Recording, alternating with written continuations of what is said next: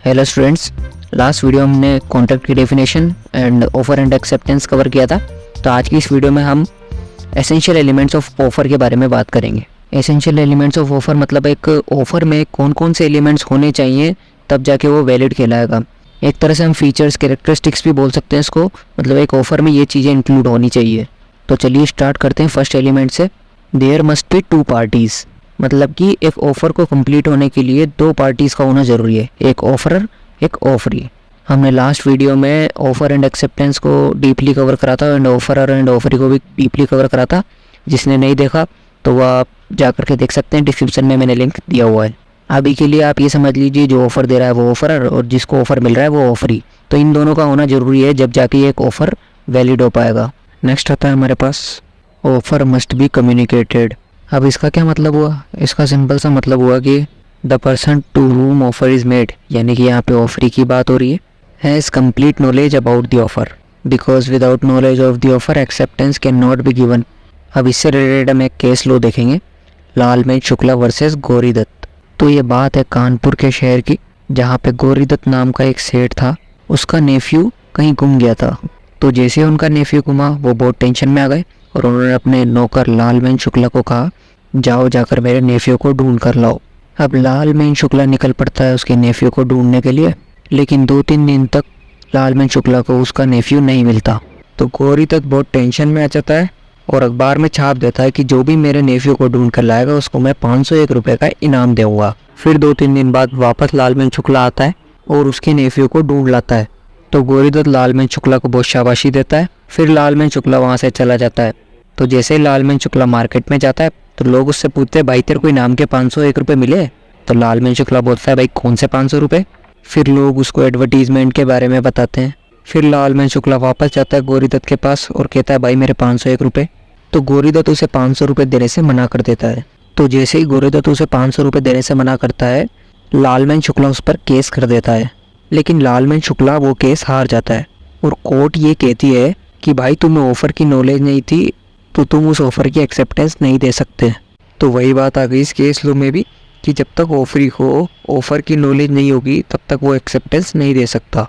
Next आता है हमारे पास ऑफ़र में भी पॉजिटिव और नेगेटिव। अब पॉजिटिव नेगेटिव कैसे? चलिए इसको एक एग्जांपल के थ्रू समझते हैं। राहुल ने विनोद को कार बेचने का ऑफ़र करा 1 लाख रुपीज़ में। तो ये तो हो गया पॉजिटिव ऑफ़र। लेकिन वहीं पर मेहुल आता है और वो विनोद को बोलता है कि अगर तुम राहुल की कार नहीं खरीदोगे तो मैं तुम्हें 10,000 रुपीज़ दूंगा। तो ये हो गया नेगेटिव ऑफ़र। नेक्स्ट आता है ऑब्जेक्टिव। ऑब्जेक्टिव क्या होता है ऑफ़र का? टू ऑब्टेन असेंट, यानी कि परमिशन ऑफ ऑफरी। नेक्स्ट आता है there must be intention to create legal relationship. अब इसका मतलब क्या है? Offer is capable to generate legal relationship, that is intention of parties bound from offer. Social domestic offer is not enforceable by law. Reason, no intention to create legal relationship. अब इस पूरे को हम एक केस लॉ के through समझेंगे, Mrs Balfour versus Mr Balfour. अब ये केस लॉ में जिसका नाम वर्सेस से पहले आता है वो वर्सेस के बाद वाले के ऊपर केस कर रहा होता है। अब इस केस लॉ के अंदर क्या होता है, mister and Mrs Balfour husband wife होते हैं। तो मिस्टर बाल्फोर को अपने काम के चलते कंट्री को छोड़ करके बाहर जाना पड़ता है, लेकिन वो मिसिस बाल्फोर को कह करके जाते हैं कि मैं तुम्हें हर महीने यूरो 30 भेजूँगा। अब ये यूरो क्या है? यूरो बेसिकली इंग्लैंड की करेंसी है, आप इसको 30 रुपीज़ समझ सकते हैं। मैं इसको 30 रुपीज़ ही बोलूँगा, लेकिन आपको जब लिख कर आना होगा, अगर ये क्वेश्चन पूछता है तो आपको वहाँ पे यूरो 30 लिखना है। But after some time, as you all know, long distance relationship never works. तो यहाँ पर भी ऐसा ही हुआ, हस्बैंड वाइफ के बीच में टकरार बढ़ गई और हस्बैंड ने वाइफ को 30 रुपये भेजना बंद कर दिया। तो वाइफ यानी कि मिसिस बाल्फोर वो चली गई कोर्ट में कि मेरे हस्बैंड ने मुझे हर महीने 30 रुपये भेजने के लिए कहा था और उन्होंने वो 30 रुपये भेजना बंद कर दिया।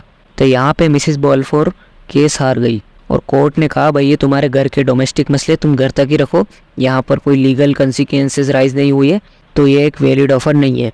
तो इस केस लॉ से हमें क्या समझ में आया कि offer must intend to create legal relationship. Social domestic agreement is not enforceable by law. Next आता है हमारे पास offer must be certain, definite and not vague. इसका मतलब क्या हुआ? ऑफर देते समय ऑफर से रिलेटेड सारी चीज़ें ऑफरी को पता होनी चाहिए या फिर ऑफरर को ऑफरी को बतानी चाहिए। इसको सिंपल सा एक एग्जांपल के थ्रू समझते हैं। जैसे कि ए ने बी को 100 टन्स ऑफ ऑयल बेचने का ऑफ़र करा। अब उसके अंदर ए ने बी को ये नहीं बताया कि वो किस तरीके का तेल बेचना चाह रहा है। तो अब यहाँ पे दो सिचुएशन होती है। सिचुएशन 1, अगर ए सिर्फ मस्टर्ड ऑयल में डील कर रहा होगा तो ये एक वैलिड ऑफ़र कहलाएगा, क्योंकि ये तो ऑब्वियस सी बात है, जब ए मस्टर्ड ऑयल में ही डील कर रहा है तो वो मस्टर्ड ऑयल ही बेचेगा, तो ये तो बताने की ज़रूरत नहीं है। लेकिन सिचुएशन 2, जब a different type of oils में डील कर रहा है, जैसे कि mustard oil, groundnut oil, soybean oil, तो ये एक वैलिड ऑफ़र नहीं कहलाएगा, क्योंकि ए ने ऑफ़र देते टाइम ये स्पेसिफाई नहीं करा कि वो बी को किस टाइप का ऑयल देना चाहेगा। नेक्स्ट आता है हमारे पास, ऑफ़र में भी एक्सप्रेस और implied. Express means by words, यानी कि हम बोल के या लिख के ऑफ़र दे सकते हैं। Implied means other than words. अब आप बोलेंगे भाई बोलने या लिखने के अलावा हम और कैसे ऑफ़र दे सकते हैं? अदर देन वर्ड्स में हम ऑफ़र दे सकते हैं। जब हम एटीएम के केस में कार्ड के थ्रू पैसे निकालने का ऑफ़र करते हैं तो वो एक इम्प्लाइड ऑफ़र कहलाता है। नेक्स्ट आता है हमारे पास, offer must be lawful. Offer हमेशा लॉफुल होना चाहिए। जैसे कि अगर ए ने बी को ऑफ़र करा कि अगर तू सी को मार देगा तो मैं तुझे 10,000 रुपये दूँगा, तो ये एक इलीगल काम के लिए ऑफ़र हुआ, तो ये वैलिड नहीं कहलाएगा। नेक्स्ट आता है हमारे पास, ऑफ़र में भी कंडीशनल। अब इसका मतलब क्या हुआ कि हम ऑफ़र के साथ कुछ कंडीशंस लगा सकते हैं। अगर हमने ऑफ़र के साथ कुछ कंडीशंस लगाई तो ऑफरी को एक्सेप्टेंस के लिए उन कंडीशंस को फुलफ़िल करना ज़रूरी है। अगर वो उन कंडीशंस को फुलफ़िल नहीं करता तो वो ऑफ़र को एक्सेप्ट नहीं कर पाएगा। इसको एक एग्जांपल के थ्रू समझते हैं। ए ने बी को ऑफ़र किया टू परचेज 100 टेबल्स। बी कौन है? Supplier of furniture. लेकिन ए ने कहा भाई 100 टेबल्स की डिलीवरी तुरंत होनी चाहिए मेरे पास, तो उसने यहाँ पे ऑफ़र के साथ एक कंडीशन डाल दी, तो बी यानी कि सप्लायर को उस कंडीशन को भी फुलफ़िल करना पड़ेगा। नेक्स्ट आता है हमारे पास, an offer must not contain a term non compliance of which amounts to acceptance. अब इसको भी एक एग्जांपल के थ्रू समझते हैं। जैसे कि ए ने बी को ऑफ़र करा और ऑफ़र में कंडीशन भी लगाई, if no reply by B within 1 week then I will consider the offer to be accepted. तो इस तरीके के ऑफ़र भी वैलिड नहीं कहलाएंगे। नेक्स्ट आता है हमारे पास, offer is different from mere declaration of intention, from reply answer of question और इन्विटेशन टू ऑफ़र। तो सबसे पहले देखते हैं how offer is different from mere declaration of intention. तो मेयर डिक्लेरेशन ऑफ इंटेंशन होती क्या है? जैसे कि आपका कोई दोस्त है, उसने आपको ऐसे ही उसकी इच्छा बताई कि यार मैं अपनी कार बेचना चाहता हूँ, मतलब कि वो खाली आपको उसका इंटेंशन बता रहा है कि मैं कार बेचना चाहता हूँ, तो इसका मतलब ये नहीं है कि उसने आपको कार बेचने का ऑफ़र कर दिया, तो वो एक ऑफ़र नहीं कहलाएगा। अगला आता है from reply answer of question. अब इससे रिलेटेड हम एक इंटरेस्टिंग केस लो देखते हैं, हार्वे वर्सेस फेसी। अब इसके अंदर क्या है, हार्वे ने बाय लेटर पोस्ट किया फेसी को कि will you want to sell Bumper Hall Pen. ये बम्पर होल पेन एक प्रॉपर्टी का नाम है। And what is the minimum price of your Bumper Hall Pen. तो इन दो क्वेश्चन के जवाब में फेसी ने वापस पोस्ट किया कि minimum price of Bumper Hall Pen is 900 pounds. तो हार्वे ने तुरंत इसका जवाब देते हुए लिखा yes okay I agree to purchase it. लेकिन फेसी ने उसे सेल करने से मना कर दिया। तो हार्वे पहुंच जाता है कोर्ट में, लेकिन वो वहाँ पे सक्सीड नहीं होता और कोर्ट कहती है भाई जो तूने क्वेश्चंस पूछे थे फेसी ने तो सिर्फ उसका रिप्लाई किया था, ना कि तुझे बेचने का ऑफ़र किया था। तो हुआ ना offer different from reply answer of question. Next आता है इन्विटेशन टू ऑफ़र। अब इसको भी एक एग्जांपल के थ्रू समझते हैं। जैसे आप कहीं सुपरमार्केट में जाते हैं तो वहाँ पर आप प्राइस टैग्स देख के ऑफ़र करते हैं ख़रीदने का। तो कई बार वहाँ पर आप देखते होंगे प्राइस टैग से ऊपर नीचे प्राइस होता रहता है। तो वो प्राइस टैग जो था वो इन्विटेशन टू ऑफ़र था, वो आपके लिए ऑफ़र नहीं था। मतलब उससे प्राइस ऊपर भी हो सकती है और नीचे भी हो सकती है थोड़ी बहुत। तो आप इस बात को लेके दुकानदार पर केस नहीं कर सकते, भाई तुमने तो मुझे इस प्राइस पर ऑफ़र किया था और अब आप इस प्राइस पर बेच रहे हो, क्योंकि वो प्राइस पे उसने ऑफ़र नहीं किया था, वो खाली इन्विटेशन टू ऑफ़र था, वो खाली आपको इनवाइट कर रहा था ऑफ़र के लिए। बाकी बाद में प्राइस ऊपर नीचे हो सकती है। आप एक और एग्जांपल देख सकते हैं शेयर्स का। शेयर्स में जब IPO इशू होता है वो होता है इन्विटेशन टू ऑफ़र। फिर जब आप उसको सब्सक्राइब करते हैं तो वो होता है ऑफ़र। फिर जब आपको अलॉटमेंट मिलती है तो वो होती है एक्सेप्टेंस। तो यहाँ पे हमारे एसेंशियल एलिमेंट्स ख़त्म होते हैं। अब स्टार्ट करते हैं टाइप्स ऑफ ऑफ़र। तो टाइप्स ऑफ ऑफ़र में सबसे पहला टाइप आता है जनरल ऑफ़र। तो general offer is a offer which is made to general public और पब्लिक एट लार्ज। तो who can accept this offer? Anyone from the general public. And if offer prescribes certain conditions for acceptance then who can accept it? Who fulfills prescribed condition? तो general offer क्या होता है? देखो, general offer वो होता है जो कि जनरल पब्लिक को ऑफ़र किया जाता है। मतलब न्यूज़पेपर में एडवर्टाइजमेंट देखे कुछ इस तरीके से वो पूरी जनरल पब्लिक को या फिर पब्लिक एट लार्ज को ऑफ़र किया जाता है, फिर पब्लिक में से कोई भी उसकी एक्सेप्टेंस दे सकता है। अब इसके अंदर एक इम्पोर्टेंट चीज़ ये आ जाती है, जब इसमें एक्सेप्टेंस जनरल पब्लिक में से कोई देता है तो उसमें एक्सेप्टेंस कम्युनिकेट करने की कोई ज़रूरत नहीं होती। There should no need to communicate acceptance to the offeror. अब इसको भी एक केस लॉ के थ्रू हम अच्छे से समझ पाएंगे। तो एक केस लॉ है Carlill versus Carbolic smoke ball and company. तो जो कार्बोलिक कंपनी है ये मेडिसिन बनाती है कोविड-19 की, और ये एडवर्टीजमेंट करती है न्यूज़पेपर में कि anyone suffering from covid use the medicine of company in prescribed manner and if not recovered then the company will give compensation reward of 100 pound.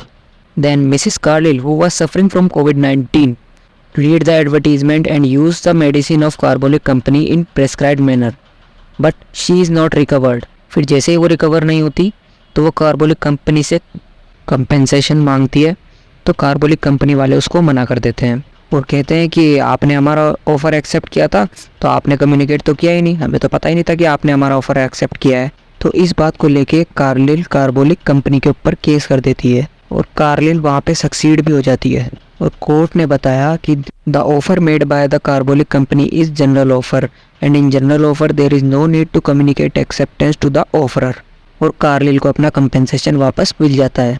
Next type है हमारे पास स्पेसिफिक ऑफर। तो specific offer क्या होता है? Which is made to specific person और group of persons और a certain person. तो who can accept this offer? Only such a specific person to whom the offer is made. Next आता है cross offer. Cross offer क्या होता है? Exchange of identical similar offers in ignorance of each other offers. It does not become contract because acceptance is missing. एक example से समझते हैं। Suppose ए ने बी को ऑफर करा टू सेल हिज हाउस। उसने ऑफर किया by letter on 28 October. Coincidentally similar time पे बी ने भी ए को ऑफर करा to purchase his house. B ने भी बाय लेटर ऑफर किया और 28 अक्टूबर को ही ऑफर किया। तो हुआ ना यहाँ पे exchange of identical similar offers in ignorance of each other offers. दोनों को एक दूसरे के ऑफर्स के बारे में कोई पता ही नहीं था। नेक्स्ट आता है हमारे पास काउंटर ऑफर। काउंटर ऑफर में क्या होता है? When offeree make changes in the conditions of original offer then he is said to make a counter offer. अब इसका सिंपल सा एग्जांपल मैं आपको समझाता हूँ।